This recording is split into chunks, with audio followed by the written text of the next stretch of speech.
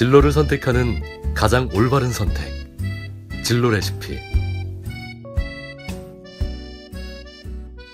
안녕하세요. 진로 레시피입니다. 아이들이 부모와 대화를 하지 않는 이유 두 가지를 크게 꼽으면 첫째가 기승전 공부이고 두 번째가 부모의 말과 행동이 달라서라고 합니다. 부모들이 심하게 착각하는 점 중에 하나는 자녀는 자신이 세상을 오래 살았고 경험이 더 많으며 그렇기 때문에 진심을 담아 아이에게 이야기를 하면 삶의 지혜에서 나온 조언을 아이들이 귀담아 들을 거라고 착각을 합니다. 하지만 미안하게도 아이들은 전혀 그렇지 않습니다. 아이들은 조금만 머리가 굵어져도 어른들의 말을 들을 필요가 없다는 것을 금방 깨닫게 됩니다.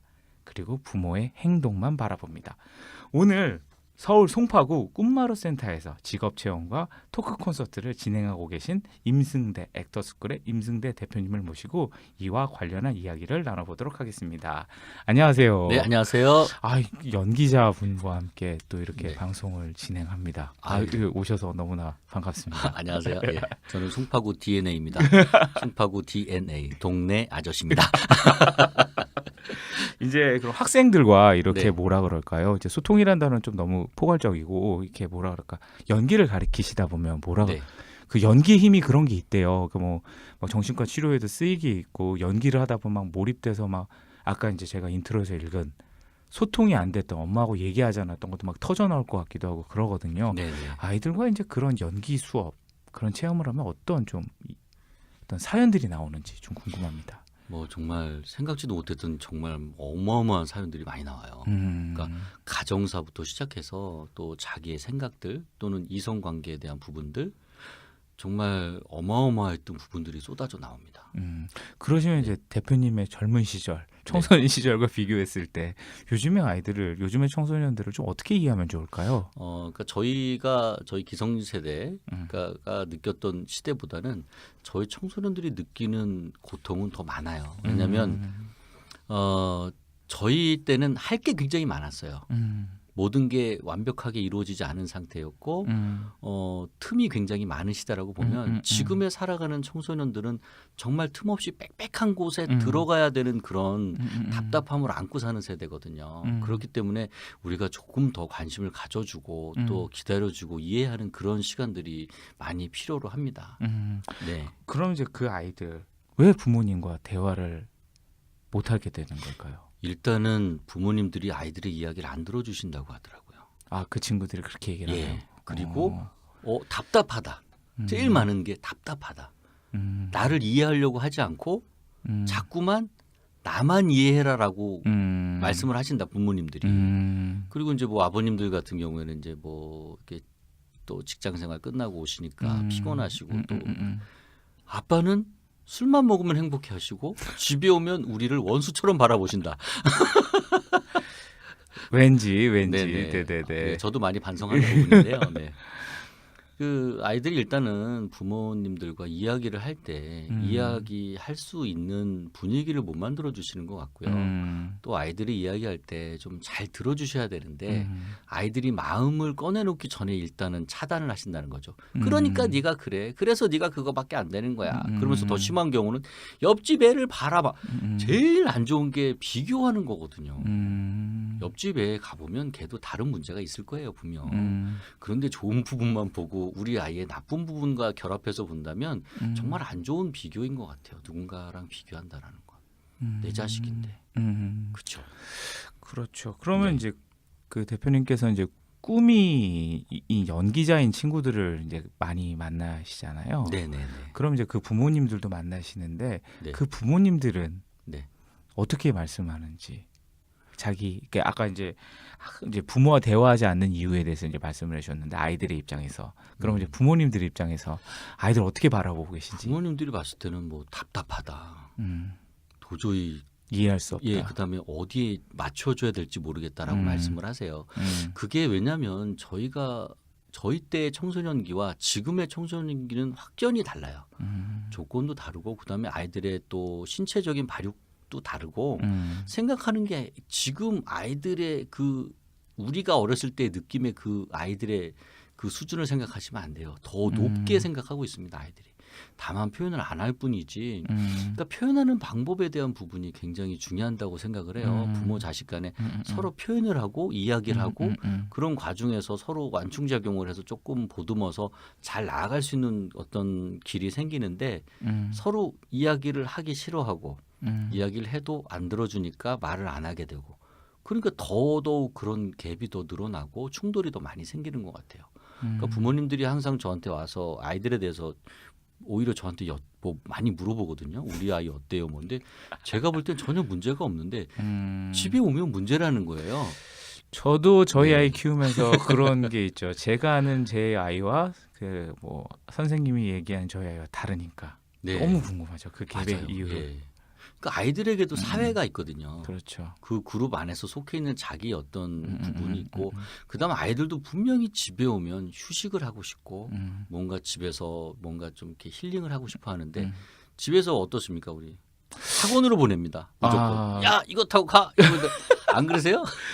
뭐 어떠세요? 정답이시죠. 네 정답이신데 그 학원을 몇 개를 다니는데 예. 학원 선생님들마다 다 달라요. 예, 이 아이의 아이덴티티가. 저도 그래요. 예, 저도 이제 두 군데 다니는데 예. 이제 영어 수학 이렇게 다니는데 영어 선생님 말씀하시는 거랑 수학 선생님 말씀하시는 거랑 전혀 네, 달라요. 달라요. 그래서 예. 저도 이렇게 보통 이제 가면이라고 하잖아요. 어느 네. 가면이 진짜 네 가면인지. 그렇다고 이제 아이한테 물어보면 또 어차피 제 아이의 아들로서만 대답을 할 거니까 그렇게 질문을 못 하고 이제 그 관찰이라는 걸로 알고 싶어서 네. 막 혼자 추정 및 뭐 셜록 홈즈가 돼서 막 알아보죠. 하지만 지금 말씀하신 그건 것 같아요. 왜 그래요?라고 이제 그 선생님께 여쭤볼 수밖에 없게 되더라고요. 그렇죠. 결론은. 근데 또 그거는 선생님이 보시는 관점이잖아요. 그렇죠. 아이가 이야기할 수 있는 부분도 아니고. 근데 저는 사실 우리 큰애가 이제 중학교 3학년인데 중학교 1학년 후반부터 어마어마한 사춘기가 왔어요. 고생하셨습니다. 예, 그 제가 어떻게 그걸 극복을 했냐면 그냥 다 들어줬어요. 이야기를 안 할 때 옆에 그냥 있기만 했어요. 군자십니다. 예, 말을 안 하고. 근데 어쩔 수 없더라고요. 저도 이제 아이들을 가르치다 보니까 우리 아이부터 내가 대해야 다른 아이들도 대할 수 있다는 생각에 그래서 그 아이가 갖고 있는 관심사가 뭔지를 먼저 봤어요. 그래서 그때부터 뭐 쇼미더머니 랩하는 친구들의 족보부터 이렇게 쭉 연구하기 시작했고. 아, 관심사를 갖게 그렇죠. 되셨구나. 예, 최신곡 뭐 같이 따라하고 무조건 막 아빠 나가 차트, 이럴 것 예, 같은데. 차트 다 듣고 지금은 안 그래요. 예. 그다음에 이제 그 또 축구에 관심이 있다 보니까 또 프리미어 리그 또 뭐 선수들 또 이름도 외우고 가끔 PC방에 가서 게임에 나오는 캐릭터들도 외우게 되고요. 예, 그냥 옆에 앉아만 있어도 그 아이는 흐뭇해 하더라고요. 옆에서 어떤 간섭도 하지 않았어요. 그냥 지켜보고 앉아 있었더니 어느 순간 아이가 아빠 이거 이렇게 하면 안 되잖아요. 얘가 죽잖아요. 아 아빠 이거 왜 왔어요? 피방에 뭐 드시러 오신 거예요? 이러면서 이야기의 포문이 이어지면서 지금은 굉장히 가까워졌어요. 친구가 될 것 같아요. 네네네. 지금은 뭐 앉아 있으면은 뭐 그냥 투닥투닥 뭐 선수 얘기도 하고 이미 저도 정보가 쌓인 거예요. 아, 관심사를 정말 그런 게 보통 사춘기 관련된 책에 나왔는데 네. 그걸 활용하니까 도움이 되셨다. 아 정말 많이 도움이 됩니다. 그냥 아이의 이야기만 쭉 들어주시고 그냥 옆에만 계셔주고 필요한 게 있으면 도와주시기만 해도 그 아이는 삐딱하게 가지 않습니다. 그러면 이제 그 연기자를 네. 이제 지망하는 아이들을 만나 이제 가르치시잖아요. 네네. 그러면 이제 그때 이제 부모님의 역할에 대해서도 좀 궁금한데 왜냐하면 이제 그냥 일반적인 부모님의 역할을 여쭙기보다는 어차피 네. 지금 연기를 가르치고 계시니까 네네네. 그 연기자를 꿈꾸는 친구들의 부모님들은 네. 어떤 역할을 하면 이 아이들이 더 그 꿈을 이루는 데 도움이 될까요? 일단은 좀 안 좋은 부모님들은 너 오늘 배운 거 한번 해봐. 그거 집에서 막 시키. 이거 근데 그거는 정말 상상 이상인데. 예. 그리고 일단 한 달 정도 하시고 나서는 애가 어마어마한 발전을 저한테 요구를 하세요.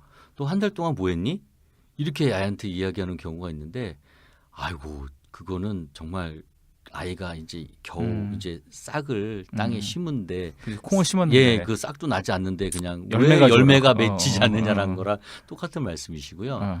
이거는 어느 정도 일정 기간이 지난 다음에 급성장하는 부분이기 때문에 그 아이가 조금 뭐 이렇게 자기가 부모님들이 봤을 때 뭔가 이렇게 변화되는 모습이 보이지 않는다고 하시더라도 좀 기다려 주시고 그다음에 이제 저는 항상 그러거든요. 아이들에게 연기를 가르치기보다는 그 연기자가 되기 위한 인성을 먼저 교육을 시켜요. 왜냐하면 내가 인격이 되지 않고 내 인성이 좋지 않은데 관객들이 과연 내 연기를 바라봤을 때 어떤 시점으로 볼 것인가에 대한 이야기를 먼저 심도 있게 나눈 후에 이제 수업이 들어가거든요. 솔직해져라. 거짓으로 연기하지 말아라. 네가 느끼는 만큼만 표현해라. 거기서 시작하자. 틀려도 자신 있게 틀리자. 숨기지 마라. 그래야 내가 네가 어느 정도 꺼내놓으면 그것에 대한 이렇게 뭔가 이렇게 잎사귀라든지 꽃잎이라도 이렇게 붙여줄 수 있지 않겠니라고 얘기를 하죠. 그래서 부모님들이 그런 아이들을 좀 집에 오면 이렇게 좀 보듬어주고 또 이렇게 좀 잘 이렇게 먹는 거 잘 먹어야 돼요. 저희가 체력적으로 되게 힘들거든요. 예, 그 막 계속 떠들어야 되고 소리 질러야 되고 또 감정이라는 거 자체를 몸에 갖게 되면요. 제가 그 뮤지컬 공연할 때 어떤 선배님께서 말씀하셨는데 공연 한 편이 끝나면 마라톤 주자가 한 번 완주한 것과 똑같은 체력을 소모한다라고 그러시거든요. 이게 아시다시피 정신적으로 이렇게 집중해서 이렇게 쭉 그 시간 동안 간다라고 하는 게 굉장히 힘들어요.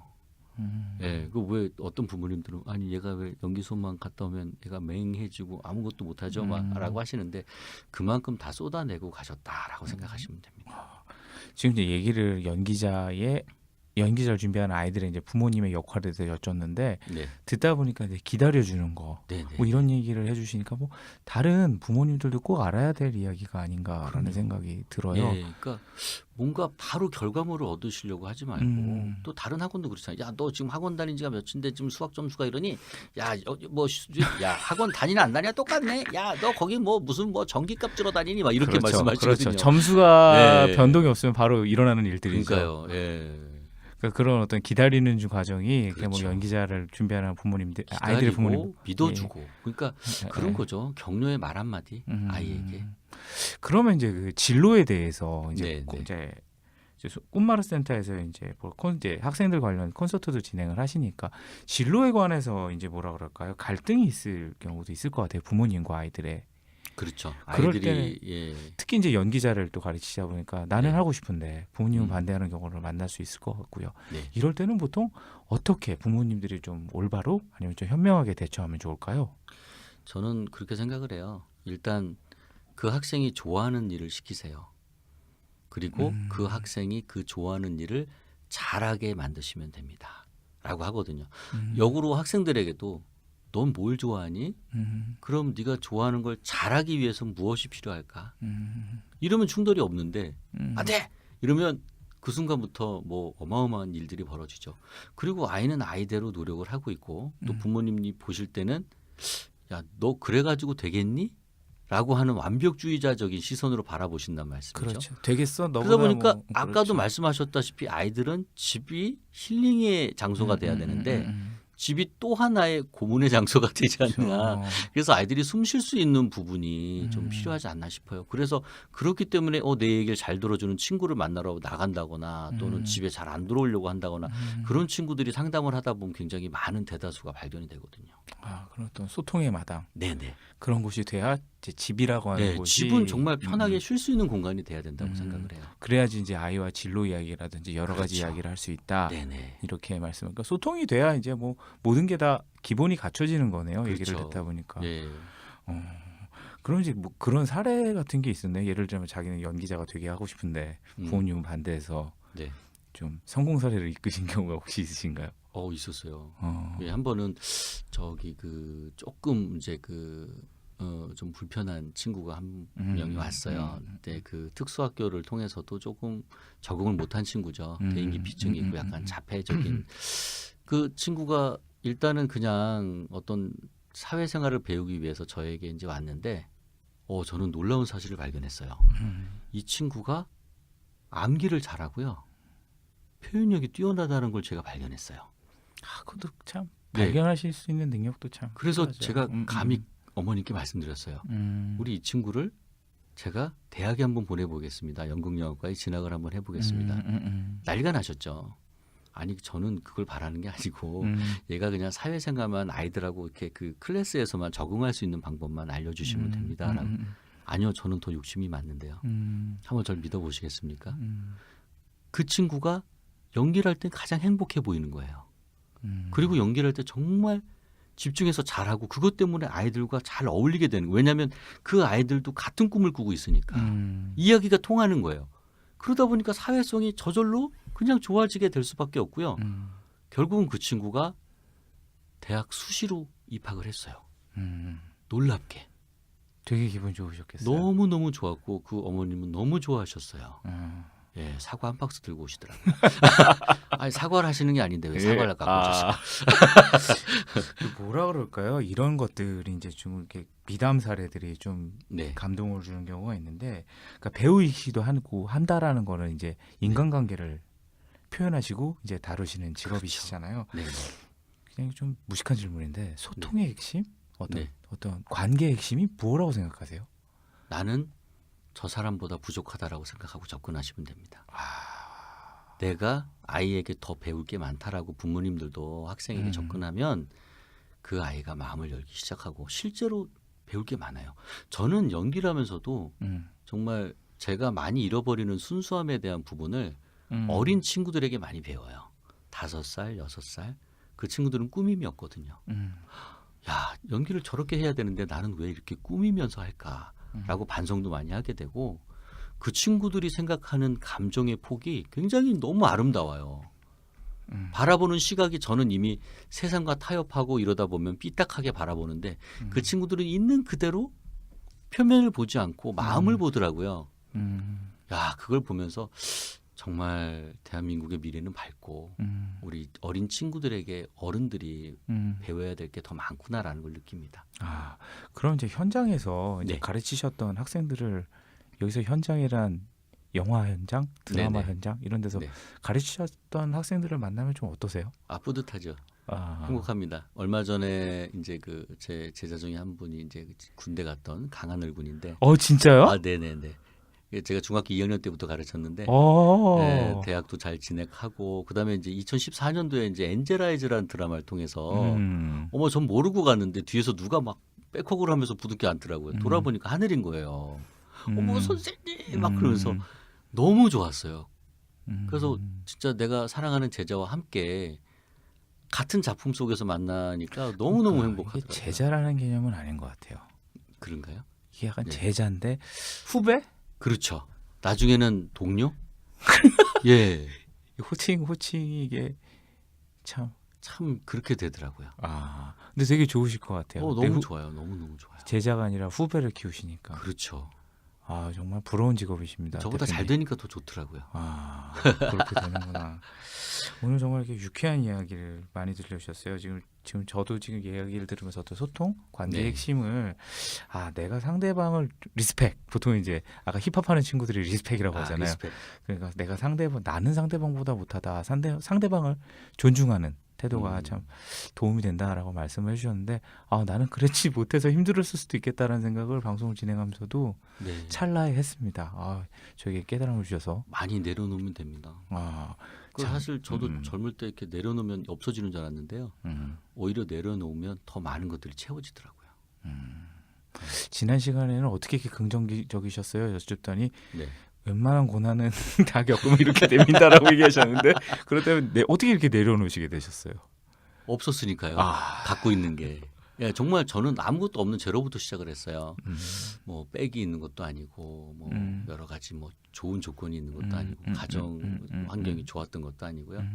그냥 오로지 그냥 내가 나를 믿고 내 스스로 어떻게 헤쳐나가야 될 방법, 그다음에 뭐 그냥 종교적으로 기대고 그러다 보니까 그 안에서 좀 성장하고 내가 양보하는 게 더 얻을 수 있는 방법이구나라는 거를 삶을 통해서 또 얻을 수 있었고요. 네. 그럼 저 마지막으로 네. 그러니까 지금 진로교육 현장에서 계시고 네. 그리고 또 연기를 가리키는 선생님이시기도 하는데 네. 좀 부모님들에게 네. 현장에서 많이 느꼈던 것을 조금 이런 것은 좀 이렇습니다라고 이제 말씀해 주실 것이 있으면 좀 부탁드리겠습니다. 네네. 일단 그 부모님들 그 아이들을 대할 때요. 아이들이 조그마한 것이라도 소중하게 들어주세요. 왜냐하면 아이들은 그거를 한번 말하기 위해서 정말 3시간, 4시간, 많게는 일주일, 한 달을 고민하고 이야기를 하는 거거든요. 그런데 부모님들이 그걸 들었을 때의 어떤 기분적인 거라든지 감정적인 거가 안 좋다고 해서 아이에게 그렇게 받아주시면 아이는 한 달 6개월이 없어지는 거거든요. 아이고. 그러니까 아이들은 반성합니다. 정말 정말 아이들 말 한마디 한마디 소중하게 들어주시면요. 아이들이 정말 좋은 방향으로 옳게 정말 멋지게 변화되는 모습을 보실 수 있을 겁니다. 정말 어쩌면 이렇게 표현력도 좋으신지 정말 대단하십니다. 아이고. 행복한 유쾌한 부모와 아이 사이가 되기 위해서는 많은 노력이 필요합니다. 그중에 대화와 소통이 가장 중요하다고 생각합니다. 내 아이에게 어떤 부모가 되고 있는지는 오늘 아이에게 보여준 행동과 대화가 아닐까 생각을 합니다. 우리의 인격이 그리고 품격이 들어가는 말을 서로 나눴으면 좋겠습니다. 나를 상대방보다 못하게 생각하고 상대방을 존중하는 태도, 그리고 한 달 6개월 동안 준비한 아이의 말을 경청하는 부모의 태도에서 아이들은 행복을 느낄 것 같습니다. 이제까지 진로 레시피였습니다. 감사합니다.